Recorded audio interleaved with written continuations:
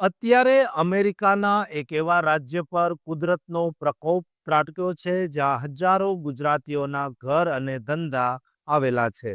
આકાશમાંથી વરસી રહેલી સફેદ આફતે જનજીવનને બરફની ચાદર નીચે ધરબી દીધું છે અને ગવર્નરે તાત્કાલિક અસરથી સ્ટેટ ઓફ ઇમરજન્સી જાહેર કરી દીધી છે. શું ન્યૂ જર્સીમાં વસતા આપણા લાખો ગુજરાતી ભાઈ બહેનો સુરક્ષિત છે? શું તેમના ગેસ સ્ટેશન, મોટેલ અને સ્ટોર્સ આ ભયાનક તોફાન સામે ટકી શકશે? અને આ બરફના પહાડો વચ્ચે જીવ બચાવવા માટે કઈ સાવચેતી રાખવી અત્યંત અનિવાર્ય છે? તે બધે જ આપણે જાણીશું આજના આ ખાસ અહેવાલમાં, જે તમને અચમચાવી દેશે.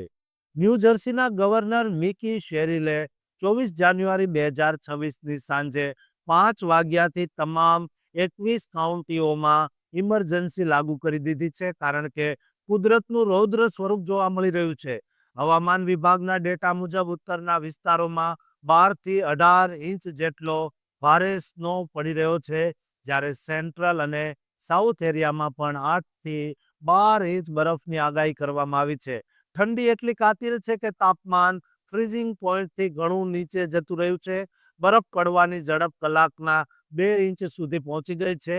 આ પરિસ્થિતિમાં સરકારે તમામ હાઈવે પર કોમર્શિયલ વાહનો અને ટ્રેલર્સ માટે ટ્રાવેલ બેન લગાવી દીધો છે અને એરપોર્ટ પર 1100થી વધુ ફ્લાઇટ્સ રદ કરી દેવામાં આવી છે.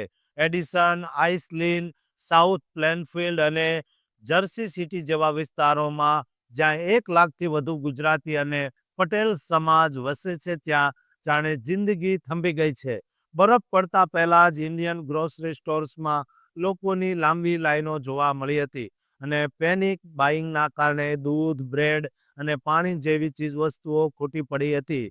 સબર્બન એરિયામાં રહેતા ગુજરાતીઓ માટે ઘરની બહાર નીકળવું પણ મુશ્કેલ બન્યું છે અને લગભગ 6,000 જેટલા ઘરોમાં પાવર આઉટેજના કારણે અંધારપટ છવાઈ ગયો છે, જેના કારણે હાઇપોથર્મિયાનું જોખમ વધી રહ્યું છે. ગુજરાતીઓ દ્વારા ચલાવવામાં આવતા ધંધા જેવા કે મોટેલ, કન્વીનિયન્સ સ્ટોર્સ અને ગેસ સ્ટેશનો પર આ તોફાનની ગંભીર અસર પડી છે. સ્ટોર્સમાં ભારે ભીડ અને સ્ટોક ખૂટી પડવાની સમસ્યા છે, તો બીજી તરફ ટ્રાવેલિંગ બંધ થવાના કારણે મોટેલ્સમાં ગેસ્ટનું આગમન અટકી ગયું છે અને રસ્તાઓ પર બરફ જામી જવાથી ગ્રાહકોનું આવવું અશક્ય બન્યું છે. આ મુશ્કેલ સમયમાં જીવ બચાવવા માટે ન્યૂ જર્સીના ઓફિસ ઓફ ઇમરજન્સી મેનેજમેન્ટ દ્વારા સલાહ આપવામાં આવી છે કે દરેક વ્યક્તિએ ઘરમાં જ રહેવું જોઈએ અને 3 દિવસ ચાલે તેટલી ખાવા પીવાની અને દવાની ઇમરજન્સી કીટ તૈયાર રાખવી જોઈએ.